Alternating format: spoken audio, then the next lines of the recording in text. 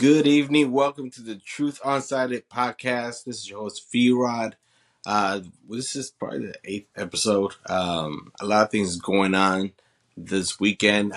First of all, if you like the content, please follow and subscribe. Like the content. Please give feedback. Anything you want us to talk about, anything that you want us to research, feel free to do so. But yeah, going back to what's going on this weekend. Friday, President Donald Trump met with the president of Russia, Vladimir Putin, in Alaska to try to negotiate a peace deal in the war, to try to end the war in Ukraine. So, President Trump has been probably one of probably three or four leaders since the war began that was trying to negotiate a peace deal. Most of them really did not succeed. But I mean, it's the only president that they say that is, or the only person that might be able to get this done when it comes to the war on Ukraine. So, as far as the war, a lot of casualties. There's a lot of people dead. Russia has at least roughly more than 1 million casualties. That's dead and injured. Around 250,000 confirmed dead as far as Russian soldiers, with about 100,000 Ukrainian soldiers that have been killed over the span of the war.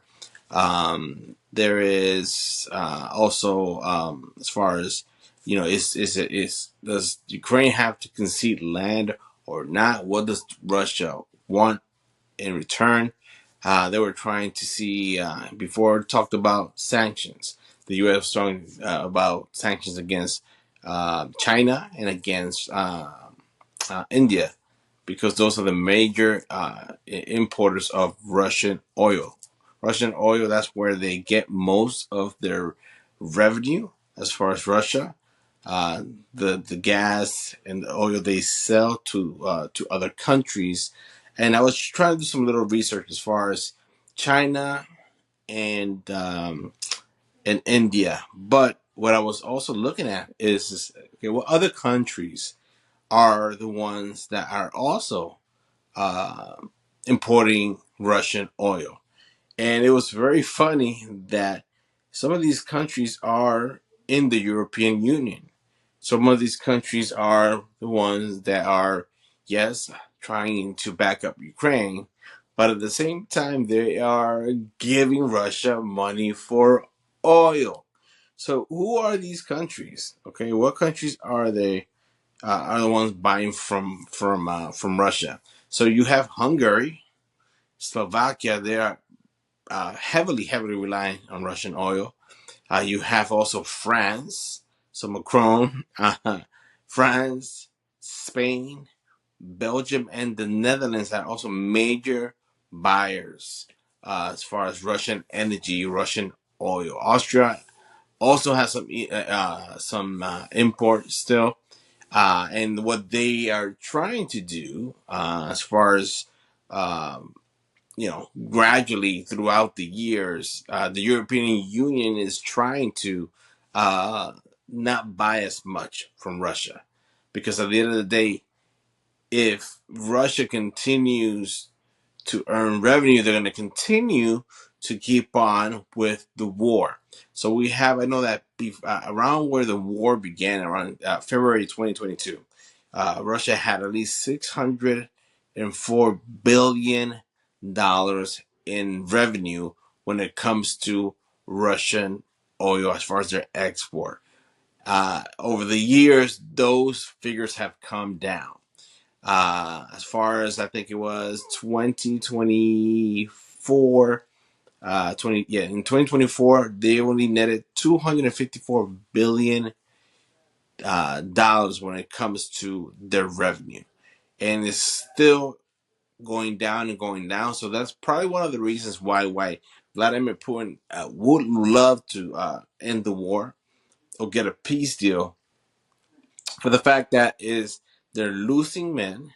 And a lot of people say, you know what, territory They're getting territory. They have at least 20% of the territory from Ukraine, but they are still losing money, and they are still losing even their own people in this war. Their soldiers, they're losing in this war. I was looking at also the as far as what is it, the breakdown when it comes to aid for Ukraine, where is just aid in general or also military aid. So as far as these countries, the U.S. has at least committed almost 200 billion in total aid. Mind you, the U.S. is not in Europe. They are, yes, part of NATO. Canada is part of is not part of NATO, but it's an ally. They're not in the European Union either. But U.S. at least 200 billion, and then per country, the next country that has given more aid in comparison to the other countries is Germany. Germany, almost 26 billion. United Kingdom, 22. And then you have the whole European Union as far as institutions doing at least 92 billion financial aid and 65 billion military. So that's mixed aid. Then you have all the way to France, Italy, Netherlands contributing around 6 billion, 5 to 6 billion, as well as Poland contributing money. So a lot of people did not complain when it comes to the war, because some people did make money. So the military-industrial complex did make some money when it comes to the war. Since the war began, you have other people, other companies. I mean, in the world, as far as let me see, in the world, as far as global arms dealers, as far as um, producers globally, 632 billion in revenue in 2023. They had also for 317 in revenue as far as U.S. companies. They made $317 billion from defense contracts and everything. Around 3 billion or so go directly to the efforts in Ukraine. So the military industrial complex does not mind this war to continue. A lot of people were talking about, because there's going to be a meeting tomorrow at the White House when it comes to Zelensky's going to come with other European leaders for the meeting. So he already spoke to Putin on Friday. He's going to speak to Zelensky tomorrow, and they're going to see exactly what's going to come out of that. As far as I know, Ukraine is looking for security guarantee, just just in case Russia tries to go ahead and invade them again. They did it in 2014. This is the second time they have invaded Ukraine or attacked Ukraine. So they want some security guarantees. They're not trying to or don't want to give up any land, even though Russia wants land around the Donbass region and other parts of Ukraine that are controlled by Russia. So that's remains to be the topic as far as, is Ukraine going to go ahead and cede any land to Russia?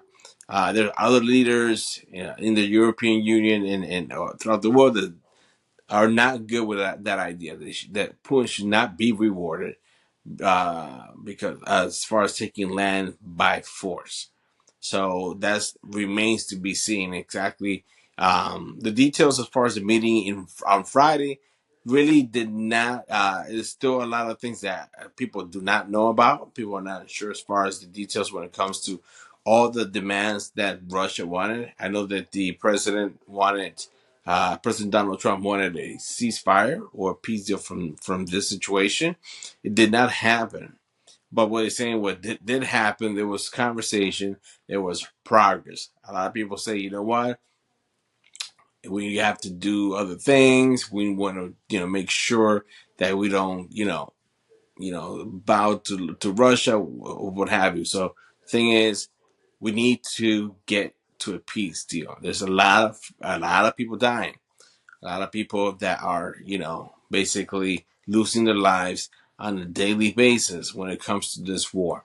One thing to note out, and this is just my opinion based on the last visit that Ukrainian President Zelensky had at the White House, which was a catastrophe when it comes to how everything happened at the Oval Office with President Donald Trump, with J.D. Vance.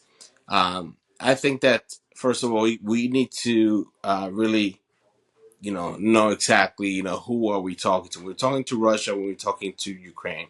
They're both corrupt countries. All right, that's number one. But which one's more corrupt out of the two? And I researched that as well. So when it comes to 180 countries, Russia ranked 141 out of 180, which just means that they are the only 39 countries in the world are more corrupt than Russia.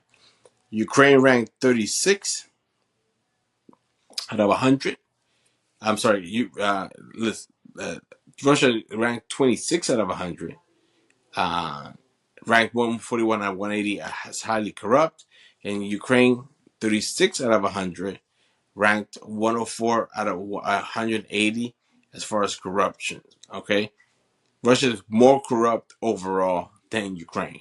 Ukraine has been making progress when it comes to setting new laws and certain things that happen in Ukraine, but Russia is more corrupt. There was an embarrassment on both sides when it comes to the last meeting with Zelensky. As far as, yes, U.S. has been the one that has been backing more the war with arms and aid, but at the same time, Zelensky is the president of Ukraine. His job is trying to defend his country and his people. Okay, I know that Russia definitely doesn't want NATO or anybody as far as on their borders, just like the U.S. wouldn't want Russia to or China to be, on border right by Mexico. Uh, they will not take it lightly. But at the same time, Zelensky is the president of Ukraine. He is number one job is to make sure that his country has the best chance of survival, whether it be with the allies and money and the union and trying to get into NATO. That is his job. Okay, he's going against a country, Russia, which is a big military power, a nuclear powerhouse.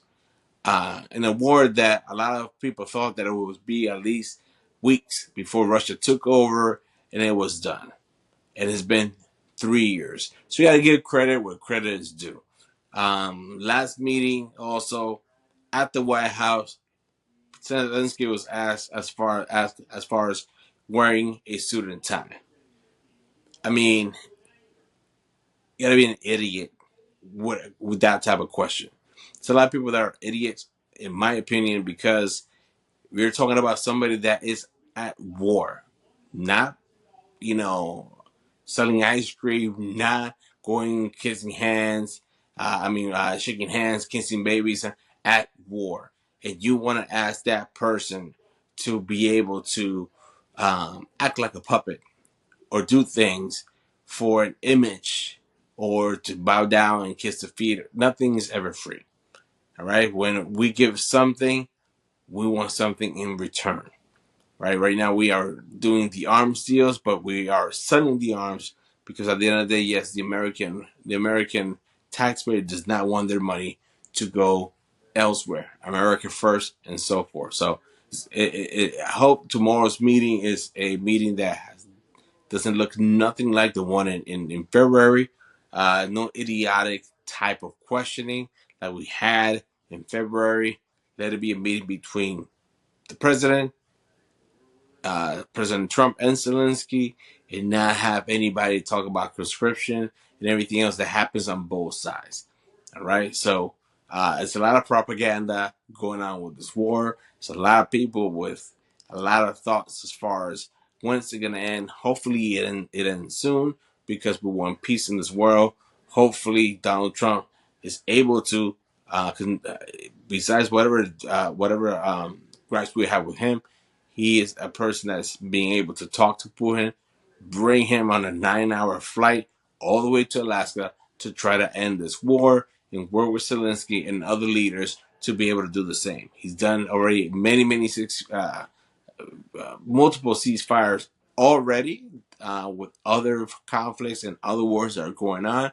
This will probably be the best accomplishment when it comes to a peace deal, maybe a Nobel Peace Prize. That's what Hillary Clinton said. She will nominate him herself if he gets this done.